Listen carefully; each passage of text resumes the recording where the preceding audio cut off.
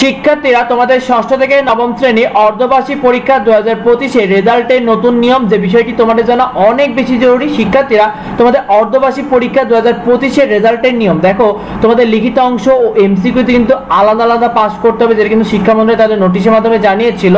শিক্ষার্থীরা লিখিত অংশে যে সকল সাবজেক্টে তোমাদের 70 নম্বর রয়েছে সেখানে কিন্তু তোমাদের 23 পেলে পাস করবে, আর এমসিকিউ অংশে কিন্তু তোমাদের 30 নম্বর রয়েছে যেসব সাবজেক্টে, সেখানে কিন্তু তোমাদের 10 নম্বর পেলে পাস করবে।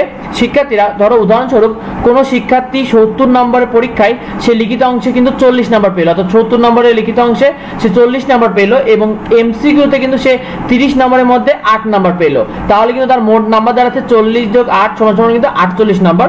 তবুও সে কিন্তু ফেল করবে, কারণ তার এমসিকিউতে তার 10 পাওয়ার কথা, সেখানে সে 8 পেয়েছে।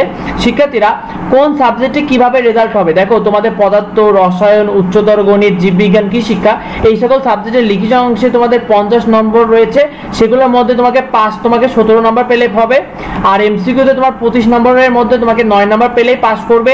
শিক্ষার্থীরা তোমাদের ষষ্ঠ থেকে অষ্টম শ্রেণীর বাংলা দ্বিতীয় পত্র পরীক্ষাগুলোতে তোমাদের কিন্তু লিখিত অংশে ছিল 35 নম্বর, যার মধ্যে তোমাদের 5 নম্বর 12, আর অন্যদিকে তোমার এমসিকিউ অংশে কিন্তু 15 নম্বরের মধ্যে 5 নম্বর 5, তাহলে তুমি পাস করে যাবে।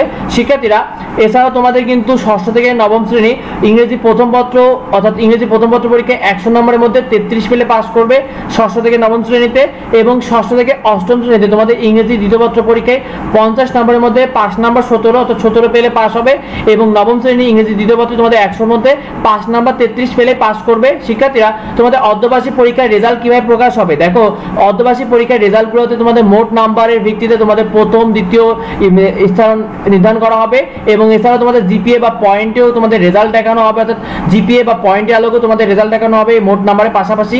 তো ভিডিওটি এ পর্যন্তই। আমাদের চ্যানেলে তোমার নিয়মিত সাজেশন, সেটা কিন্তু আপডেট ভিডিওগুলো পেয়ে যাবে, আপডেট তথ্যগুলো পেয়ে যাবে, তাই অবশ্যই সাবস্ক্রাইব করতে ভুলো না। দেখাই পরবর্তী ভিডিওতে। ধন্যবাদ সবাইকে।